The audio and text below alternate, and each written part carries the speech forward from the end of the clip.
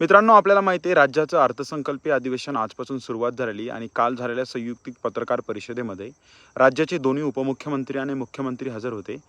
विरोधी पक्षाच्या मार्फत 17 मागण्यांचं पत्र यांना देण्यात आलेलं होतं. यामध्ये नमो किसान असेल, नमो किसानचा 8वा हप्ता किंवा जे पीक विमा आहे जो जानेवारी महिन्यात भेटायला पाहिजे होता तो अजून शेतकऱ्यांना भेटला नाही. याबद्दल पत्रकारांनी मित्रांनो प्रश्न विचारायला खूप गरजेचे होते. पण पत्रकारांच्या मार्फत एकही प्रश्न या संदर्भात कुठेही यांना विचारण्यात आलेला नाही आहे. यामध्ये आपल्याला माहिती आहे पीक विमा हा जानेवारी महिन्यात भेटायला पाहिजे होता. तो अजूनही मार्च महिना आला आहे तरी शेतकऱ्यांना भेटला नाही. याच मुख्यमंत्र्यांनी मित्रांनो जेव्हा अतिवृष्टीचं पॅकेज जाहीर केलं होतं तेव्हा सांगितलं होतं की 17,000 रुपये प्रति हेक्टरी पीक विमा आम्ही शेतकऱ्यांना देऊत. आणि याबद्दल मुख्यमंत्री आता बोलायला तयार नाहीत, उपमुख्यमंत्री बोलायला तयार नाहीत. यामध्ये सगळ्यात महत्त्वाची भूमिका असते विरोधी पक्षाची. यामध्ये विधानमंडळात मित्रांनो बच्चू कडू देखील नाही आहेत किंवा जे कृषी किंवा जे आपले शेतीच्या निगडीत जे लोक भूमिका घेत असतात ते देखील नाही येतं.